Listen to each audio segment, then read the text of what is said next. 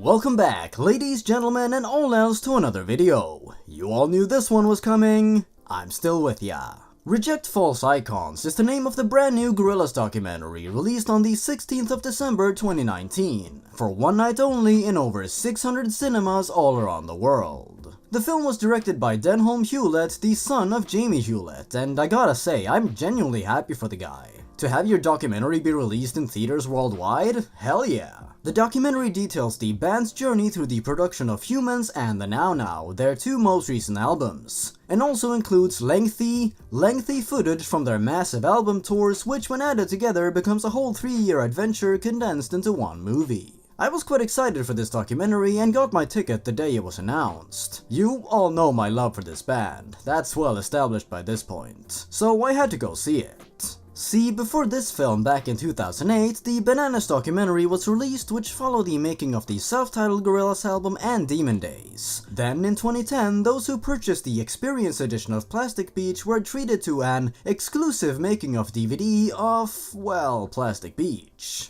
Now here in 2019, in the same vein as those that came before it, we have this feature-length documentary focusing on Humanz and the Now to join the ranks. Now we've basically got it all covered, minus the fall. They always forget the fall. Now as an avid listener of Gorillaz, I really enjoyed Bananas and the Plastic Beach documentary, so for this one, I had high hopes going in.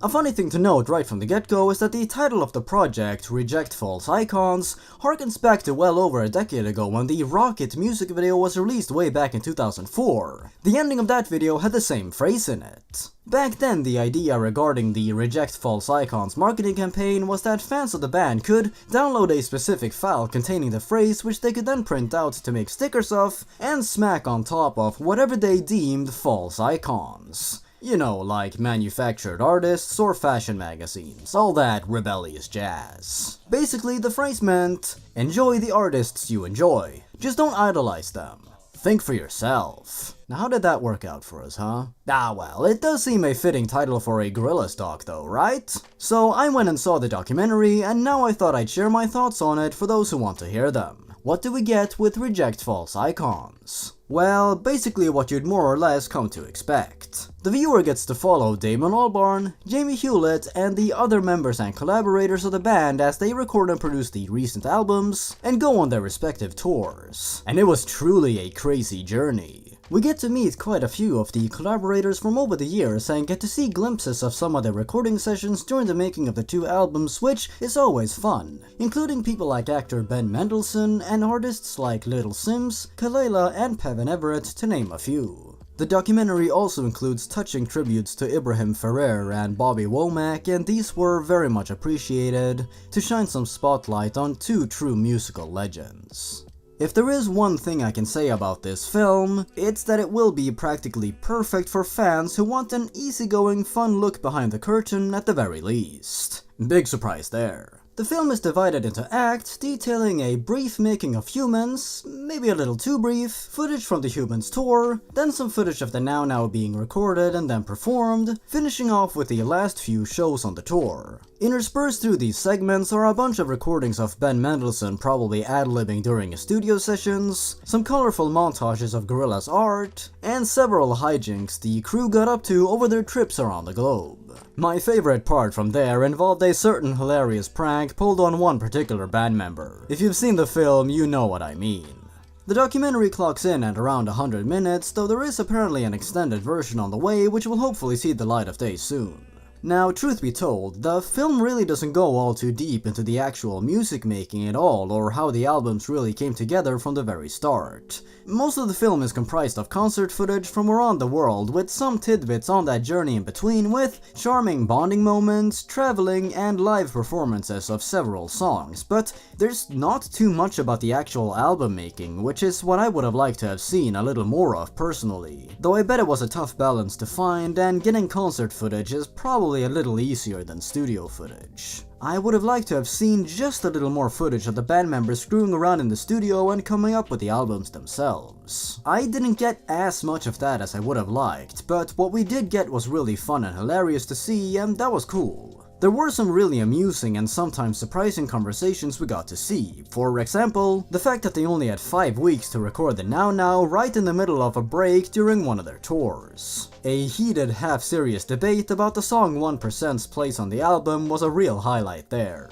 There was a lot of concert on top of concert, you know, it felt a little monotonous sometimes, to be honest. The pacing felt just a little off during these sections, and it got a little too long and samey after a while, at least that's how I felt. I was expecting more of a fair balance, but we got much more video from performing and less about recording and producing. I feel the footage could have been a bit more varied up to add some spice to it. We did get that once in a while, just not as much as what was probably necessary. Just my opinion though, and maybe you felt otherwise, and that's cool. However, the energy displayed by the whole Gorillaz crew during nearly every moment of the documentary was very infectious, absolutely. And that brought a smile to my face. It made me inspired to make music myself, because I want to be part of a community like that. I felt the nerves before they walked up on stage during their shows, and I almost felt like I was there, as if I was in their boots. The whole crew really feel like a big loving family, and everyone just seemed to have so much fun touring and recording together, at least from all the footage edited together. You get to see quite a bit of what you'd expect, you know, lots of smoking, drinking, laughing and hugging. The usual.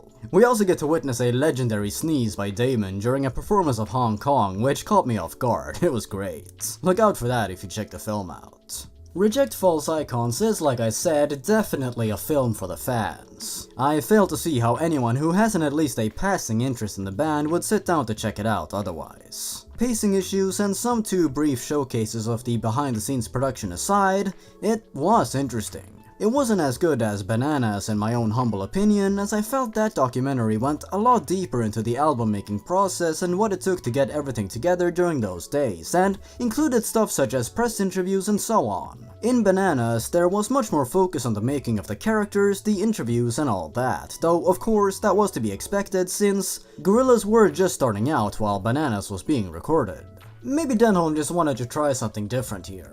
Through that lens, it's actually interesting to see how the band really has evolved from their beginnings to where they are now, which is evident in this film. They really did start out as a strong statement on pop music, with their actual real-world creators sticking behind giant screens and in the shadows, but in today's climate, Damon and the others are truly front and center with little to hide, which means some focus is taken off of the fictional band members. Whichever approach one prefers is subjective of course, though the 4 original members of the band felt somewhat missing through some parts of this film.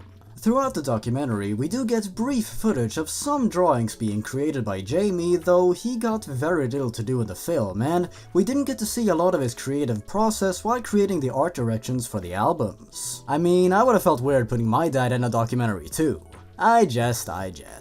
I would have liked to have seen more of that process too. Concerts are cool and all, but I'm also really interested in the pre-production. For example, a highlight was when they introduced Ace into the band. That was really funny. See, after seeing the film and having it be fresh in my mind, I really get the feeling Denholm and the others involved felt they didn't want to cut out all the cool material they had from touring, and I completely get that. This thing is a goldmine for those intrigued and looking for more Gorillaz content. I feel the film could have really benefited from having a stronger, clearer narrative, as this felt more like a montage type of deal.